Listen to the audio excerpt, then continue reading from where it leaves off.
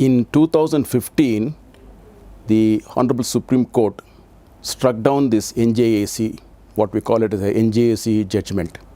Thereafter, they reintroduced this concept of collegium for appointment by way of memorandum of procedure.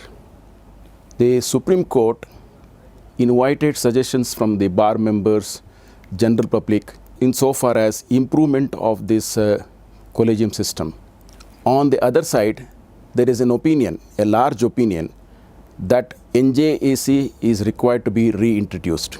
As you recall, two eminent persons in the selection process by way of NJAC was the major reason for the NJAC being struck down.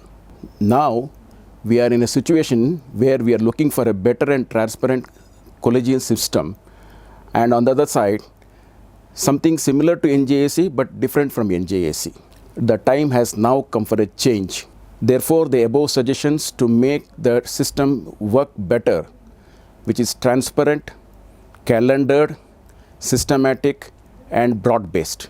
This would identify talent all over the country and restore and enhance the credibility in judiciary. JAI, Judicial Appointment Authority of India. This is a body which is similar to a body which functions in the Ministry of Justice, central government. I would call this as JAI in short. JAI appoints judges to the state high courts all over India. It notifies the vacancies of state high courts. Notification will be on 1st February every year. Notifying the vacancy arises as on 1st February next year. Vacancy is to be filled up from bar and district judiciary in the ratio of 2:1 respectively. The entry age for appointment is 55 years. The retirement age is 70 years.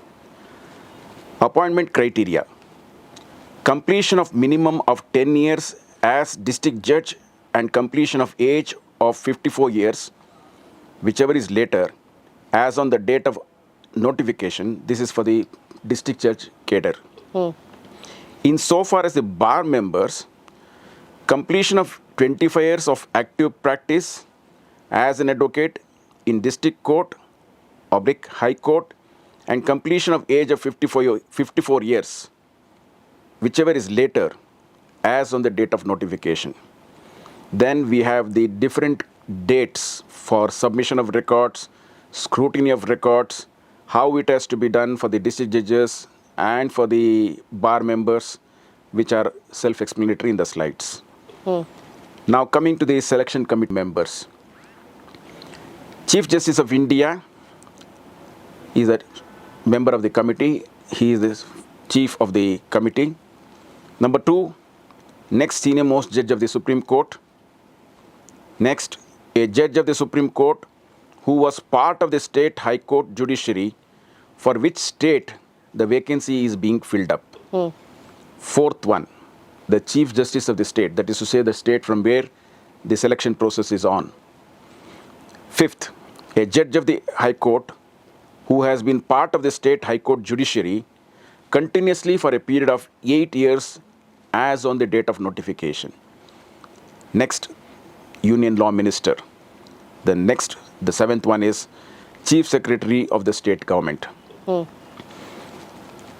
If any one of the honorable judges of the selection committee is or retiring between the period from 1st June to end September of that year, the next senior judge shall also be part of the committee.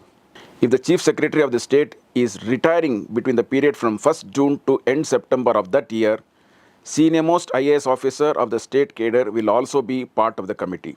If there is an election to the Parliament of India between the period from May to September, the selection committee shall meet only after 4 months from the date of notification of the election. So if you have seen my calendar, The selection will happen of the High Court judges between 15th June to 31st August every year, at which time the selection committee will meet as often as it is required and will select the persons to the High Court as judges of the High Court. Now we'll go to the appointment of the judges to the Supreme Court. The first three things are common. JAI appoints judges to the Supreme Court of India. It notifies the vacancies in Supreme Court. The notification is done 1st July every year. Please note, for the purpose of High Court, it is 1st February every year, whereas this is 1st July every year. Notifying the vacancy arising in the next calendar year of the Supreme Court. Vacancy to be filled up, Judiciary and Bar at the ratio of 9:1, respectively. For appointment, the entry age is 65 years, the retirement age is 70 years. You may recall, the retirement age for High Court judges as also the Supreme Court is 70 years, equal. Appointment criteria. Completion of minimum of 5 years as judge of the High Court or age of 64 years and 6 months, whichever is later, as on the date of the notification. Appointment criteria for bar members. Completion of 35 years of active practicing as advocates in any High Court / Supreme Court and age of 64 years and 6 months, whichever is later, as on the date of the notification. Then have the rest of the calendar of events. Very importantly in that, the selection would take place between 1st November to 15th November, where the selection committee will meet as often as required and it will appoint the judges. The notification of the selection will be made by 30th November of the same year. Now coming to the selection committee members. Chief Justice of India, first senior most judge of the SC, second senior most judge of the SC, Union Law Minister, Union Home Minister.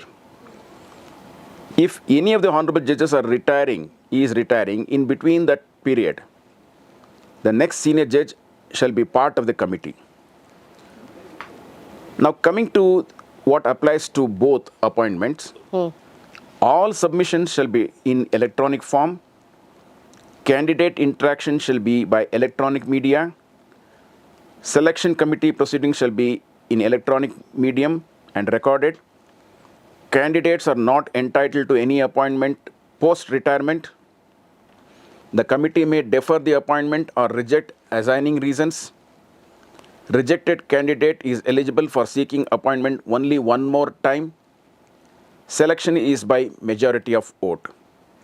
Each committee member will have one vote each. When there is next senior judge or IAS officer as a part of the committee, the retiring committee member and the senior judge, IAS officer, shall together have only one vote. The names of the candidates shall be published in the website of the authority by given date, as mentioned therein. General public desirous of giving any information about the candidate shall submit with all relevant records to the authority electronically before a date which is given there as 31st May. Such records are very confidential. The candidate may also withdraw his nomination at any time. For Supreme Court, the names of the candidates shall be published in the website of the authority by 15 September every time. General public desirous of giving any information about the candidate shall submit with all relevant records to the authority electronically. The candidate also may withdraw his nomination at any time. Now, Anu, you may ask as to what is the difference between National Judicial Appointment Commission and this new commission which is proposed, namely JAI. There are differences. Firstly, it is setting up a national calendar for appointment. Like we have the calendar of events by the Election Commission, which is very well known to all the citizens. This is also publicized, made known to everybody, and this is a national event and taking place every year.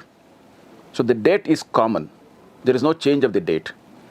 Now we have these income tax returns to be filed. We know that it is to be filed on a particular date, and that is rarely modified unless it requires, otherwise it is a fixed date. When we pay our advance taxes, it's also well known and there is no need to modify that. Similarly is this calendar, which will have a fixed date every year. Age of entry is specified. That is to say, in the case of judges for the High Court, 55. In the case of judges to the Supreme Court, 65. Eligibility is open to the advocates practicing in the High Court of the state, as also from the district bar. There is more opportunity for the advocates from the district bar to participate. Obviously, transparency is available here. Everything is recorded and is known to everyone. Opaqueness is removed. Involvement of judiciary, executive and legislature is equal and simultaneous in all the process throughout. So this is also available to us. Please appreciate in the existing method, what is being done by the Collegium is independent of what is done by the executive elsewhere. They do not meet in one common place and have a common discussion. And everything is by circulation of notes. Whereas here it is by interaction, or you would call it as consultation, as also there is discussion simultaneously happening all under one roof at one point of time, and this would actually save a lot of time of this preparation and exchange of notes. As you see from the composition of the selection committee, both to the High Court and the Supreme Court, the supremacy of judiciary is maintained. However, there is also a good mixture of executive and the legislature along with the judiciary. Age of retirement is common to both. I think that itself is a big advantage in this. All of them will simultaneously retire at the age of 70. And one important factor is merit precedes over seniority. Seniority alone is not sufficient. Even merit also has to be considered along with seniority. So that would take precedence here. Anu and Harish, Yes. very, very importantly, the main reason for striking down NJAC is for the inclusion of 2 eminent persons in the selection process. And if you see the general mood of the nation, people need something similar to NJAC, but with a broader and mixed selection process. I think the proposal of JAI fits to the situation. So if you ask me what are the differences in short, Yes. NJAC is not JAI. JAI is more elaborate, transparent and sound compared to NJAC. There is a broader selection process, a transparent and comprehensive process. Common calendar is key to the entire thing, which probably is the first takeaway from this proposal.